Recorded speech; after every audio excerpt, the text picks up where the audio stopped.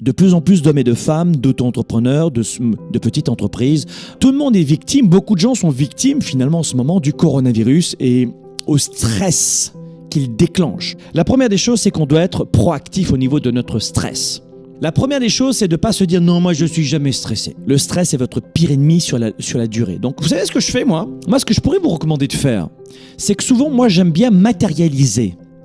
Qu'est-ce que ça veut dire ? Quand vous dites par exemple « j'ai peur des araignées », quand vous le dites, quand vous le verbalisez, eh bien croyez-le ou non, pendant une dizaine de minutes par exemple, vous diminuez la peur des araignées de 50%.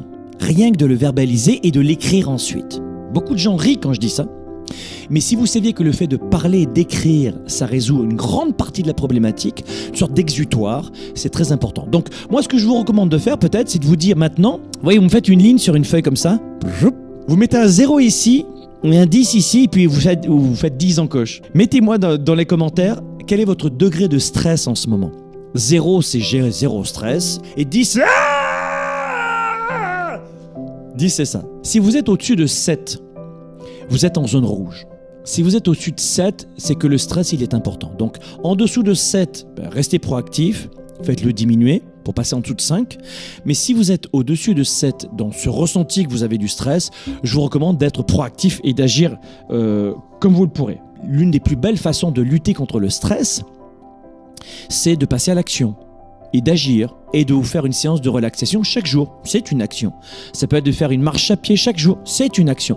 Moi, je crois beaucoup au pouvoir de cette capacité d'ajouter plusieurs cordes à son arc pour réduire considérablement notre stress. Et trouver votre façon à vous de réduire votre stress, de bien manger, de faire du sport. Okay ? Deuxième point.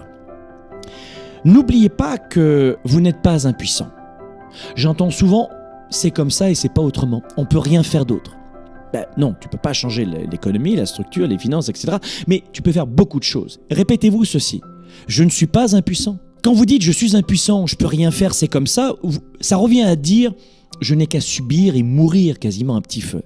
Et c'est terrible pour un être humain de dire ça. On se met la pression sans arrêt dans notre quotidien. Et je ne vous parle même pas de notre vie privée, avec les rapports, les interactions dans les couples. Et c'est là où je vous dis « vous n'êtes pas impuissant ». Mais vous vous comportez comme si vous étiez enchaîné. Ces exemples-là où on a toujours tendance à subir les autres, c'est un type d'impuissance acquise. C'est-à-dire que c'est un terme en psychologie qui se traduit essentiellement par « je ne peux rien faire » et puis « j'ai pas le choix ». C'est ce qu'on appelle l'impuissance acquise. Vous pouvez avoir l'impression que vous ne pouvez rien faire pendant une certaine période. Ça, c'est sûr. Pourtant, c'est essentiel que vous puissiez vous rappeler de ceci. Il existe toujours plusieurs stratégies face à un problème, toujours. La première stratégie, ça peut être axé sur le problème en lui-même, ou vous changez la nature de la problématique, de ce qui se passe, ou alors vous voyez différemment la problématique. Et bien qu'on ne puisse pas guérir du Covid-19 aujourd'hui, eh bien on peut faire notre part du travail avec lavage des mains, distanciation sociale, augmentation de nos défenses immunitaires, notre santé mentale. On peut énormément agir, mais beaucoup de gens ont le sentiment qu'ils ne peuvent plus agir. Quand vous faites une stratégie qu'on appelle l'adaptation centrée sur les émotions, ça implique en fait de changer notre réaction émotionnelle à l'événement, la façon de voir l'événement différemment. Oh non, il pleut, hein, fait chier, hein!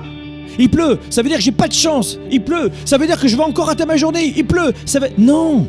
L'adaptation centrée sur les émotions, c'est de vous dire « il pleut ». C'est tout. J'accepte qu'il pleuve. Une sorte de résilience, si tu veux. Mais pas aller plus loin. Parce que quand vous commencez à rentrer dans les grandes perlaborations, c'est vous que vous pénalisez, c'est pas les autres.